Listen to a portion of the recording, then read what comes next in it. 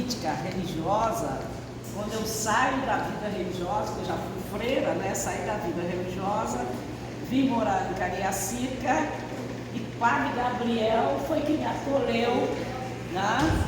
E aí eu comecei também transitando na pastoral operária. Né? Eu não sei se você lembra, em Tanguá. Ela deu uma palestrazinha para gente sobre os modos de produção.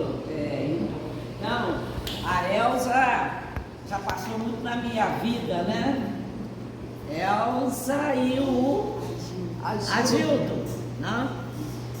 Então, eu quis fazer esse registro porque eu acredito na formação que acontece por meio das organizações. O Maurício trouxe aí uma análise de conjuntura, mas a gente precisa incentivar isso. Vanilton, a gente tem que ter um cuidado com a juventude, mas nós que somos, né, já de uma idade mais avançada, a gente também precisa se formar, porque nós somos referência, tá? E temos também que se formar para fortalecer a juventude. A Sucena, que está aqui, e outros, né? Que já passaram, Lemos, né? Alexandre Lemos, e que são dois pré-candidatos às eleições do ano que vem. Né? Então é bom que a gente também pense um pouco nessa questão. Os candidatos à vaga proporcional da vereança de Cariacica.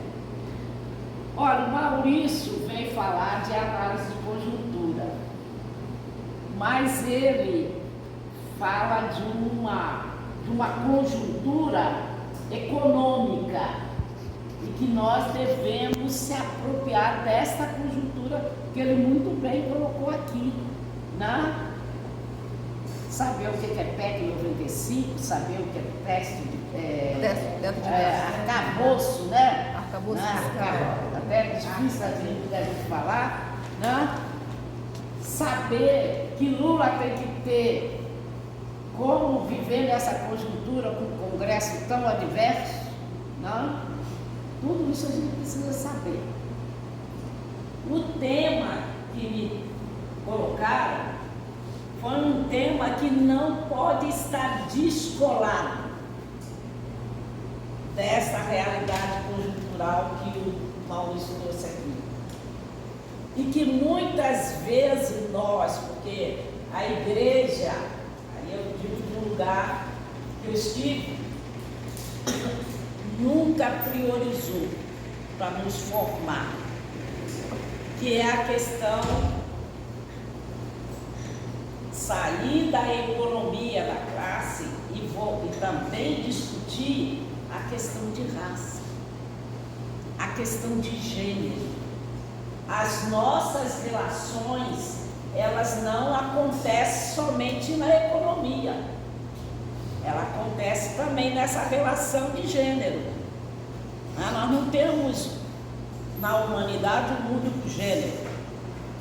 Então é necessário que a gente se aproprie desse conhecimento para a gente saber lidar, né, com isso.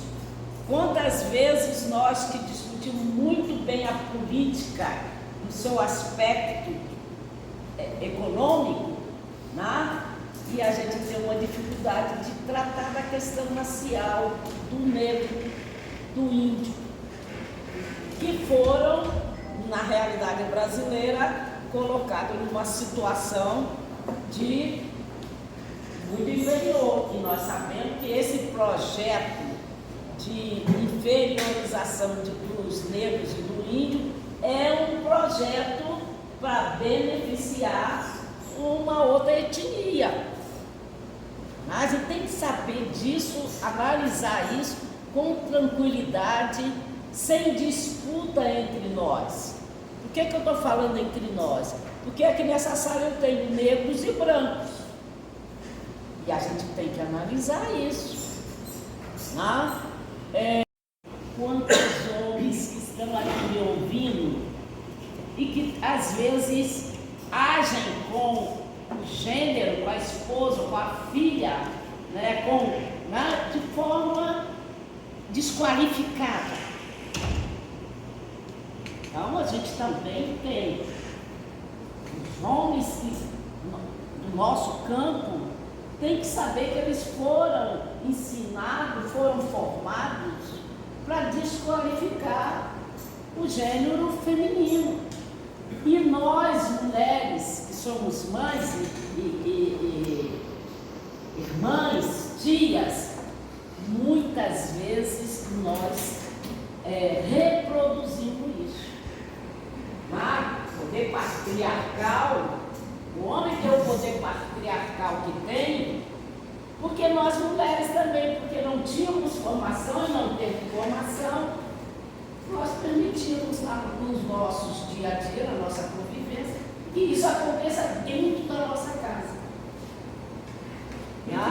Com um agravante, porque somos nós que criamos. Isso aí. O menino tem que viver na rua. Pode ir para a rua, menino. A menina tem que estar dentro de casa. Isso não é serviço desse. Isso aí. Por que o homem, os homens que estão me ouvindo aqui, talvez muitos de vocês fazem isso que eu vou falar, por que os homens não podem dividir a tarefa da casa doméstica com nós, mulheres? Por quê? Lavar roupa, limpar a casa, fazer a comida, isso acaba com a sua orientação, eu não nem gosto de falar essa palavra, né? Com a orientação sexual, lavar vasilha, são tarefas domésticas. Então, a gente tem que conversar. Nós queremos uma outra sociedade, uma sociedade inclusive onde todos nós podemos dividir responsabilidade e tarefas. Né? Essa ideia de dizer que tarefa é só da mulher, tem tarefa dos homens, a mulher não pega isso que é muito pesado. Nós também somos culpados disso. Somos as dondocas, somos as. Né?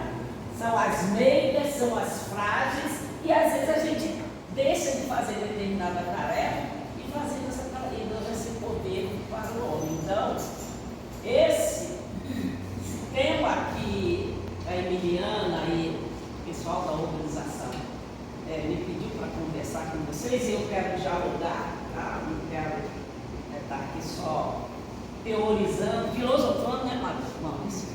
Né? Eu quero dialogar com vocês. São dois temas caríssimos para mim, que é a questão de gênero e a questão racial. Temos que colocar na nossa cesta de formação, que é a questão da orientação sexual. Tá? Cada um de nós temos que ter direito a ter escolhas. Por que eu só tenho que conversar, dialogar sobre a questão hétero? Por que a questão homo, por que a questão trans não entra na nossa conversa? Nós precisamos avançar um pouco nessa área também. Tá?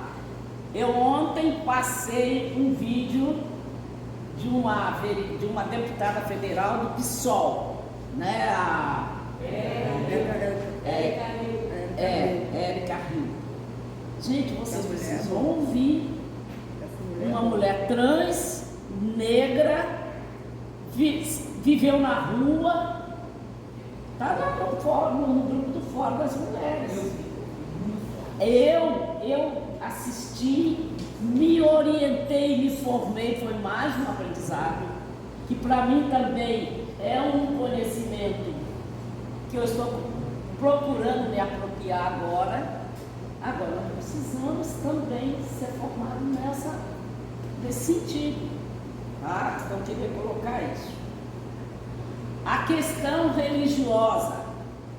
A questão religiosa ela é muito importante para quem tem uma vida cristã, quem acredita no ser superior, mas a gente precisa voltar na nossa cesta de formação, onde ficam as religiões de matrizes africanas, onde fica a Umbanda, qual é o meu relacionamento no terreiro que é meu vizinho, né? Qual é o meu relacionamento com alguém que é do candomblé? Como que é isso? Né? Então, e são religiões que vão ser atravessadas pela questão racial.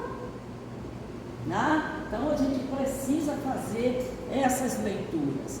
Agora, tudo isso que eu estou falando para vocês, que não fez parte da minha formação na infância, da minha adolescência, eu só vim conhecer e estou conhecendo aí depois dos meus 40, 50 anos. E olha que eu passei 20 anos no mundo religioso. E a gente tem que se perguntar por que a igreja não, mesmo as comunidades eclesiais de base, que eu junto com o padre Gabriel, com o Marcelo, que muitas vezes tomou café na minha casa, ali no Expedito, né? Nós não conversávamos sobre isso, a gente não se informava. E a gente tem que perguntar, isso é um projeto também. Isso é um projeto de sociedade que não quer incluir negros, indígenas, pobres, deficientes, homossexuais, não quer. Não quer, isso é um projeto. Então a gente precisa entrar dentro desse mundo, tá? Bem, eu ontem levei quase o dia todo para preparar esse material aqui. Eu vou rapidamente colocar isso aqui e eu quero ouvir vocês, tá? Porque depois eu deixo esse material aí e vocês podem aprofundar. E aí, essa invasão vai se dar com a escravização dos índios, que nós já sabemos, dos africanos e assim por diante. Dentro de um projeto de massacre, tá? Tinha que matar um bocado de índios mesmo, porque como é que ia distribuir depois as capitanias hereditárias, né, Zé Carlos? Como é que ia? Tinha que matar. A questão da escravização dos negros e das negras, diz a literatura que os europeus eram mais ou menos 800 mil. Os africanos eram mais de milhões, aproximadamente 5 milhões. Então, isso nos remete a entender porque hoje o IBGE traz que a população se autodeclara negra é majoritária. A gente tem que entender isso, né? Dentro de um sistema capitalista, nós vamos ver que são construídos aí 2 tipos de ideologia e outras mais, mas eu trouxe só essa, que é o mito da superioridade. Então, se eu tenho um conjunto, se eu tenho várias etnias no país, eu tenho que ter uma narrativa que vai dizer que algumas etnias são superiores a outras. E esta narrativa, ela continua até hoje. Tá? Então é bom que a gente entenda isso. Um outro mito é o mito, na época do governo militar, que é o mito da democracia racial. Gente, tem democracia no Brasil racial? Eu não estou nem falando da outra democracia, não. Estou falando da racial, né? Então, democracia no país como o nosso é um processo de construção. Sim. Tá? Não tem isso. Bem, quantos, já falei isso aqui, mas só para atualizar, que é coisa do PNAD, PNAD contínua, o BGE no segundo trimestre de 2022 coloca que a maioria da população negra no Brasil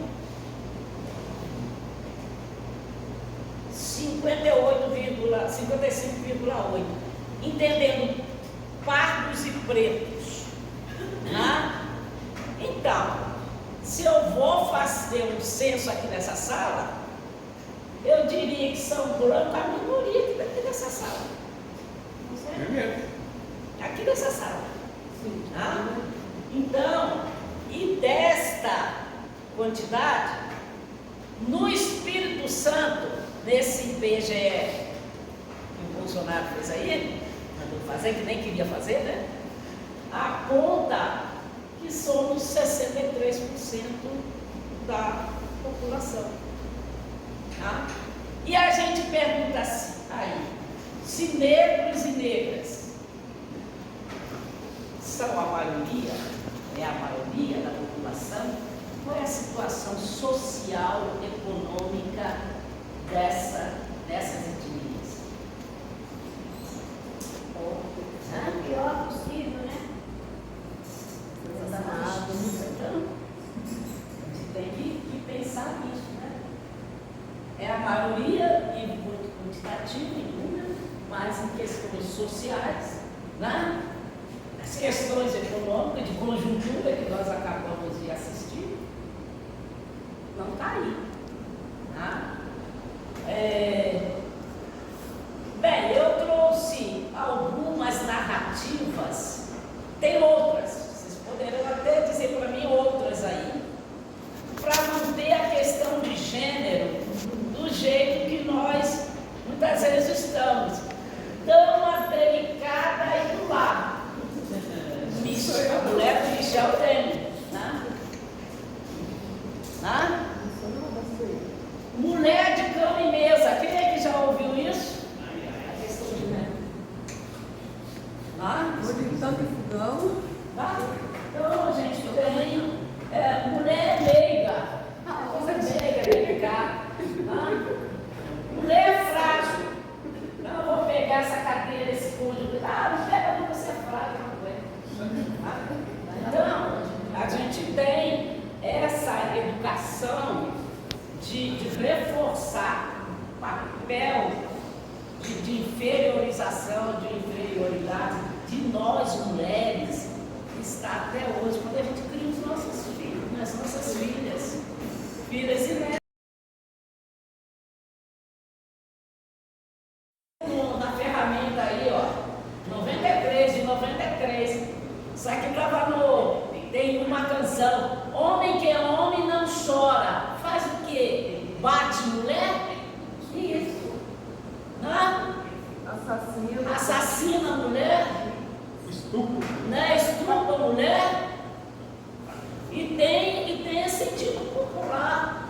Né? Quem é do mar não enjoa, não enjoa. É filho, chuva fininha, garoa, homem que é homem não chora. Olha, gente, não chora, quando a mulher vai embora, vai embora. Aqui tá de casa, a esquerda que ela dorme. Quer dobrar a panela que ela vai. Então, quer dizer, quando a mulher decide ir embora, ela vai mesmo. Ele mata. Então a gente tem que. Essa cultura que está na literatura musical, na literatura poética, está aqui no livrinho da ferramenta, de 93. Eu li essa frase aqui. Faz o B.O. e depois ridículo, né? Então, a gente tem que entender que nós precisamos desconstruir uma educação que nós tivemos, que seu Zé Machado. Estou lembrando aqui, meu pai, em deu tanta educação boa para a gente, ele falava, o homem que é homem não leva desaforo para casa. Que desaforo é esse? Vamos discutir isso. Então, pode tirar. Tem várias outras frases que a gente repete até de forma, não digo inconsciente, mas sem saber o que está divulgando, né? Ou está levando para frente, reproduzindo. Eu trouxe aqui, não vou me meter nisso aqui, volto aqui se precisar para discutir essa parte, porque eu falei, será que eu estou na pastoral operária? A gente precisa saber que, fruto do movimento organizativo nosso da pastoral operária, a pastoral operária tem todas essas leis aqui, tá? Que só com organização, só com formação, nós chegamos a esse rol de leis aqui e outras mais que nós não precisamos, né, Suziana? Quando você estiver lá na Câmara Municipal, né? Então, qual é a relação de lei antirracista que nos aponta para a questão racial? Constituição Federal. Os constituintes conseguiram em 88 colocar racismo é crime. E mais recentemente, coisa de um ano e pouco, colocar injúria racial também como crime. Um debate sobre a injúria racial se tornar crime e também associado ao fato de que as delegacias não caracterizavam o crime de racismo. Então, dificilmente você tem pessoas presas, não que o sistema punitivo seja o melhor para tratar sobre raça, mas você não tem, dificilmente você tem pessoas presas pelo crime de racismo e pagando por isso. Então, a injúria racial ela é colocada como uma forma da pessoa conseguir pagar, inclusive, a fiança e pagar para ela. E eu vou, obrigado pela contribuição, acrescentando ao que a Susana falou, a questão da homofobia está relacionada ao crime de racismo e injúria racial. Né? Quem é homofóbico e que não tem o controle das suas práticas, pode estar comete também um crime com a questão da homofobia. Aí tem todas as leis que eu tive prazer de relacionar. Estatuto da Igualdade Racial. Se nós somos a maioria, por força do movimento social, da organização do movimento negro, em 2010 é que essa etnia vai ter um estatuto, né? Como também, mais ou menos na época, a gente vai ver o Estatuto da Juventude também, né? Lei Maria da Penha. Olha, a Lei Maria da Penha é de 2006. Tá vendo, Fabio? É da nossa época, então nós somos jovens. Eu digo para minha neta que eu sou uma mulher de 30 anos de cabeça. Embora tenha 79 de tempos vividos. Entendendo? Não, porque a cabeça não envelhece, não. Nem um pouco, né? O seu não.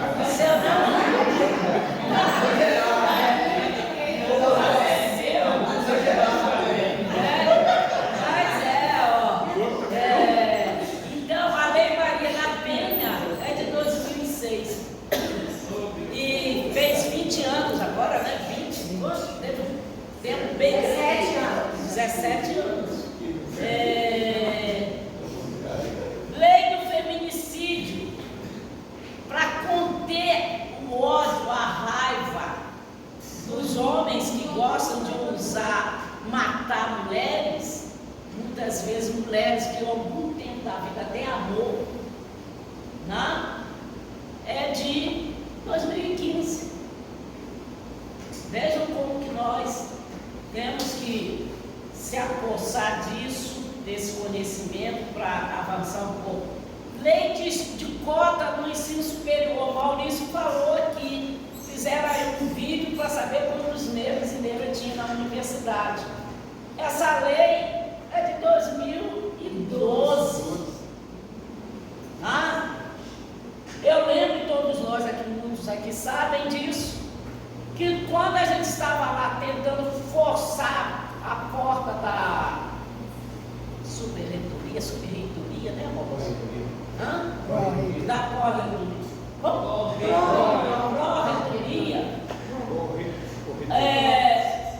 Nós, o movimento negro, e também outros, e pessoas brancas também aliadas ao movimento negro, o Davi botou a escola na rua, de um confronto conosco, porque não queria que passasse na UFES as portas. E muita gente já foi beneficiada por ela, né? Quem? Muita gente já foi beneficiada por essa lei. Talvez, eu não vou, é porque eu não queria aprofundar nessas leis aqui não, mas eu coloco à disposição de vocês para voltar. A minha filha também. É só,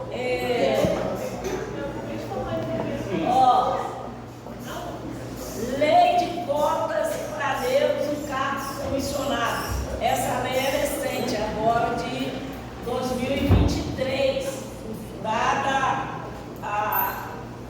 a luta do movimento negro para poder fazer com que os cargos, as questões sociais possam adquirir uma certa equidade, não igualdade.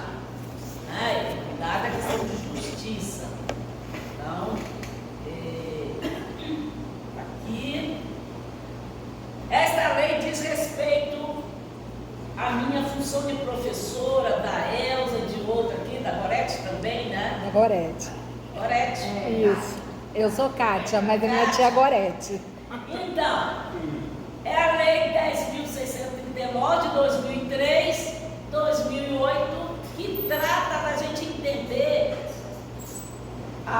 conhecer a história da África e a história dos afrodescendentes brasileiros.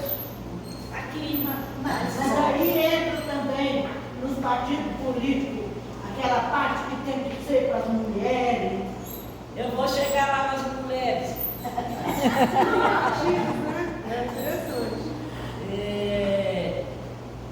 Lei do trabalho doméstico.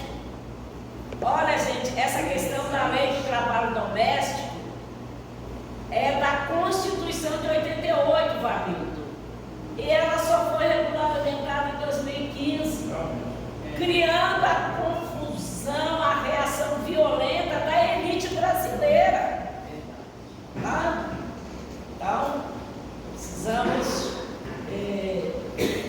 Tá vendo, Luzinha? Me coloca para ir lá mais ou menos, pensar isso também. Vamos lá, né? Com a nossa amiga. Tá, então, a lei da igualdade salarial entre homem e mulher, paridade salarial de gênero, que foi agora, pelo menos 20, isso aqui é neném. Tá? Então, a gente precisa conhecer quais são os dispositivos dessa lei para conversar com as pessoas que estão fazendo o mesmo trabalho que o homem faz e ganham menos. Tá? Fruto de toda essa questão do período colonial que nos traz até hoje. Apesar de nós mulheres termos entrado na escola, no espaço da escolarização, bem recente, mas hoje nós sabemos que as mulheres estão muito mais numericamente representadas na educação. Tá? Então, isso é um avanço da nossa luta. Bem, trouxe essa contribuição para vocês aqui. Agora, a mulher no mercado de trabalho. Segundo o PNAD, as mulheres estão nos cargos culturais naturalmente feminino. Se você fala assim, magistério, né? Enfermagem associada. Tudo que cuida. É questão. Assistentes sociais. Professor. Assistentes sociais. Vai lá. Então, agora nós precisamos. Isso, tem toda uma cultura que são profissões leves. Entra lá naquela cultura lá, mulher frágil, mulher meio, né? Então, vou passando, só que tudo que eu fizeram coisa mais interessante. Agora, isso aqui nos remete a pensar. O total, isso aqui é um desafio para a pastoral operária, hein? Tá? As mulheres, o total de mulheres em serviço precário, as mulheres estão numericamente mais nos serviços precários ou precarizados. Tá? Eu vou deixar isso aí com você, Elza, não precisa copiar não. Então, a gente tem que pensar nessa como fazer superar essa realidade que está aí. Aí se você vai pensar nesse serviço precário, trazendo a questão de gênero e a questão racial, a mulher negra tem uma taxa de 71% de serviço precário. Tá? Se você vai no trabalho doméstico, faz uma estatística lá para ver. Tem mulheres brancas lá? Tem. Mas a maioria são mulheres negras. Tá? E outros serviços. Tá?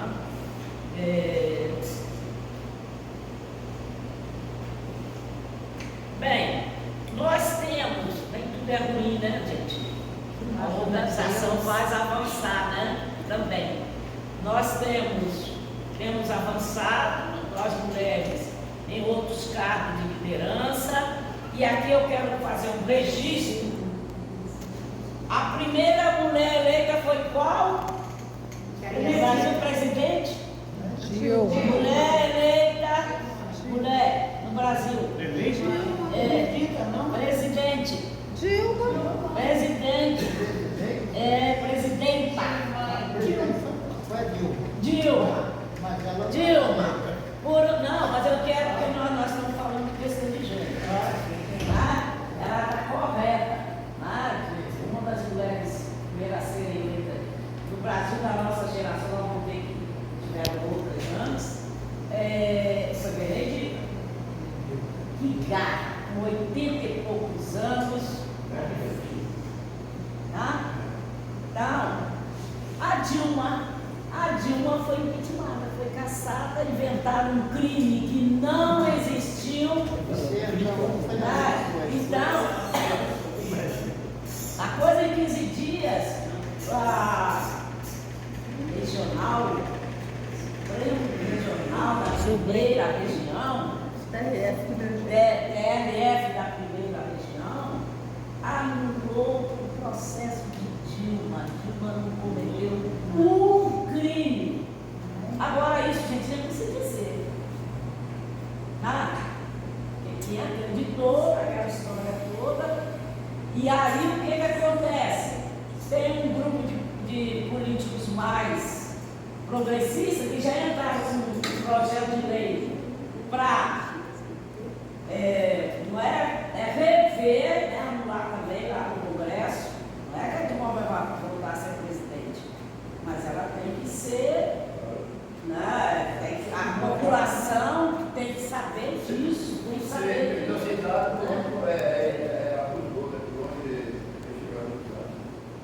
Então, a gente precisa colocar isso, anunciar isso. Agora, a Dilma, segundo alguns teóricos aí, diz que ela foi uma questão de conjuntura que o Maurício trouxe aqui.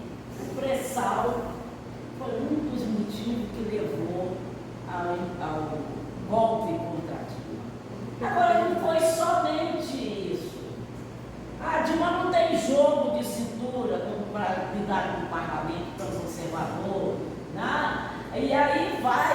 Quer dizer, aí entra a questão de gênero.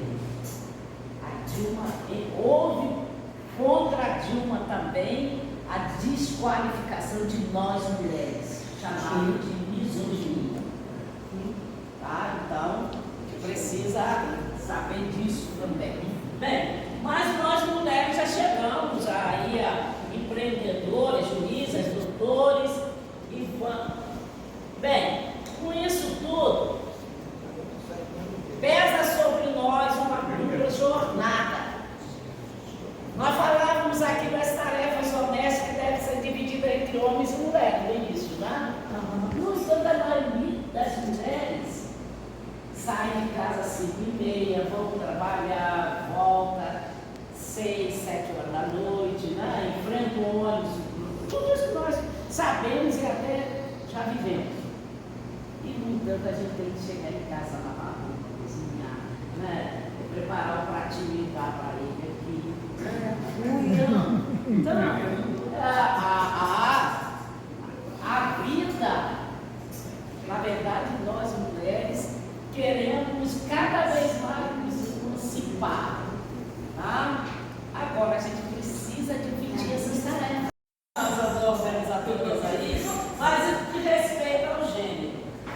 E a política também, a parlamentar, o parlamentar também é um tipo de trabalho. É um trabalho. É um trabalho. Pegou de net, é um trabalho. Né? Embora não saiba muitos deles do trabalho, mas é um trabalho. Ele não. Então, a política é isso. Né?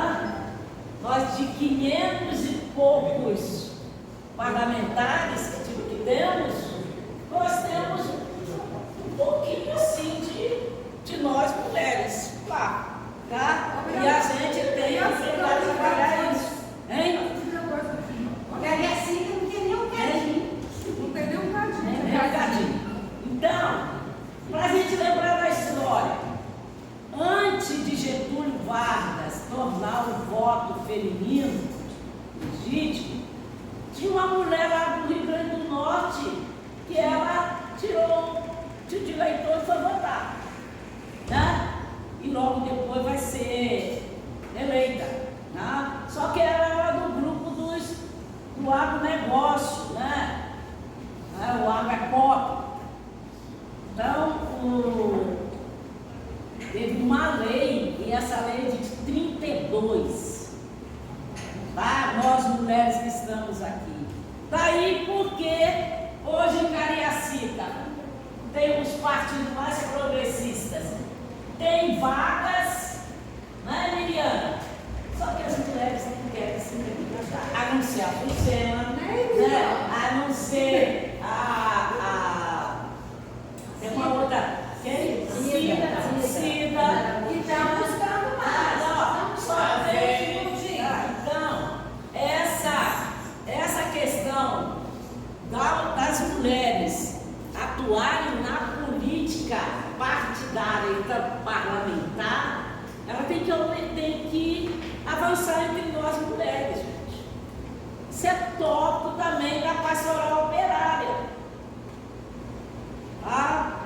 Precisamos, vamos ter eleição ano que vem, nós precisamos eleger mulheres em Cariacica, eleger mulheres em outros municípios. Lá o voto lá é facultativo. Aí o cara vira e fala, vocês vão estar não. Bem, mulheres na política no Brasil, elas são subrepresentadas. Terminando, Emiliana. Meu Deus, passa rápido, Emiliana. Não, já acabou, já estou acabando aqui já. Estou acabando para conversar com vocês. Bem, hoje, vamos aqui no hoje, né? Em 2022 foram eleitas 92 mulheres para a Câmara e 4 para o Senado. Tá? Totalizando 18% e 7%, respectivamente. Nossa, essa é a realidade.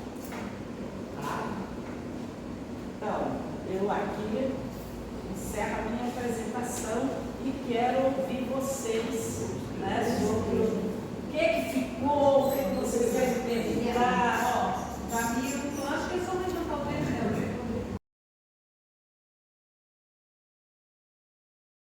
As drogas. A guerra às drogas é um projeto para nos eliminar, tá? Aonde está a maior quantidade de mulheres no presídio? É por causa das drogas também, tá? Então ela falou muito bem, tá? Nós não podemos. Eu levantei hoje pensando assim, gente, o que eu compro vai pagar a arma que o ministro Flávio Dino vai entregar para o governo do Estado. Quer dizer, com os nossos impostos nós compramos armas para matar nós mesmos. Eu acho que essa questão da guerra às drogas é um ponto que a gente também precisa começar a analisar. Não levantei essa questão aqui, pelo acadêmico de querer Amanhã, porque são muitas coisas, né? Ela falou aqui da saúde. Aonde que está a questão da saúde da população negra, gente? O remédio de pressão que dá para ele lá, o Vanderlei usar, pode ser que não sirva para mim, né? Porque meus ancestrais têm uma outra formação genética, diferente da europeia. Então, é uma questão de saúde também que a gente precisa discutir, né? São muitos pontos.